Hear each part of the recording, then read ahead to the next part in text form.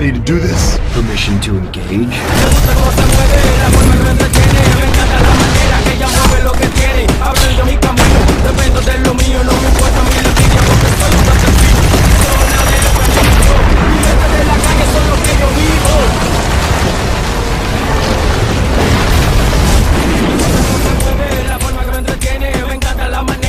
Remind me again, why do we do this? Because we love working with people.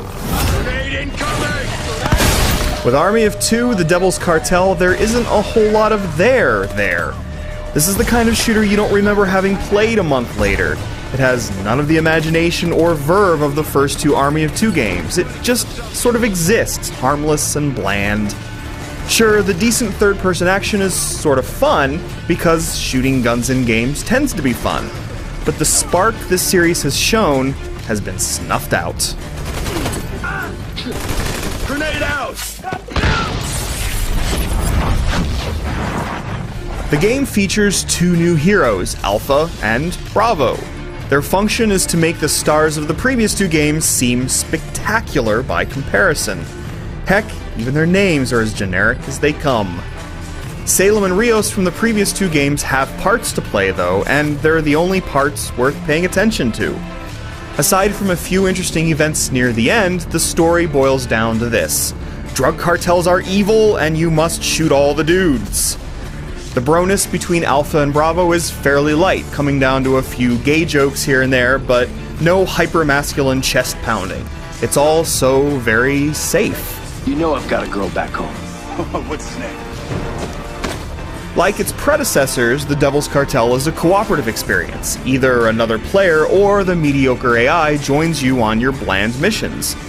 The two of you make your way through the usual places you visit when dealing with gaming's many drug cartels. Dusty brown streets, weathered villages, scrapyards, and the like. The cover system now emphasizes mobility, allowing you to press a button to slip into cover some distance away. Sometimes the focus on smooth cover transitions makes it fun to slide from one spot to another. At other times, cover won't work as you think it should, and you go charging towards the wrong side of a wall.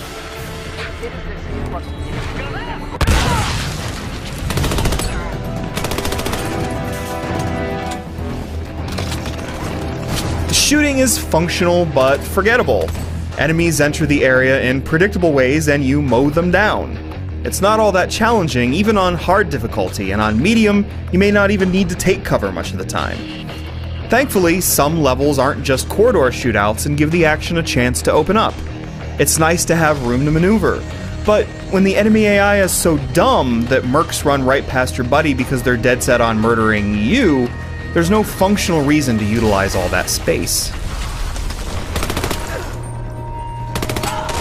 Set-piece moments sometimes have the two of you breaking up. One of you pushes through a mess of gunners while the other fires at them from a helicopter's mounted gun, for instance. Or one of you steers a coasting vehicle while the other shoots up chasing cars. Otherwise, the Devil's Cartel cooperative design mostly consists of breaching doors together and hoisting each other up to ledges. Almost everything that made the last two games cool has been discarded. The moral decisions are gone. The great back-to-back shooting sequences are gone.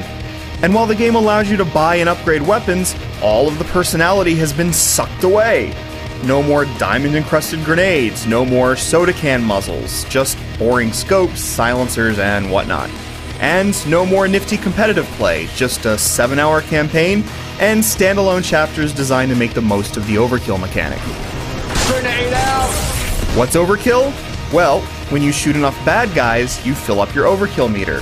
Then, you can go on a death spree, shooting down everything in sight without taking damage or running out of ammo. Activate overkill together and you do even more damage, and everything goes into slow motion. It looks good and lets you appreciate the environmental destruction, which is the visual highlight in an otherwise unremarkable looking game. Shooting down bad guys also earns you the money that you spend on the new weapons and upgrades you unlock, and you get extra funds for flanking, environmental kills, melee stabs, and so forth. But the game's so simple that there's no real reason to go out of your way to exploit the economy. Just play the game, and the money rolls in. If you want a buddy to join you, bear in mind that there's no drop-in, drop-out support, so you'll end up losing chapter progress if someone accepts your invitation to play. If you play alone, bear in mind that your AI partner might break and force you to reload the last checkpoint. Otherwise, there's not a whole lot that's mechanically wrong with Army of Two: The Devil's Cartel. The problem is that there's not a whole lot that's right, either. It's the most forgettable kind of consumer product. All of the series' soul has been siphoned away for a game perfectly happy to blend into the background.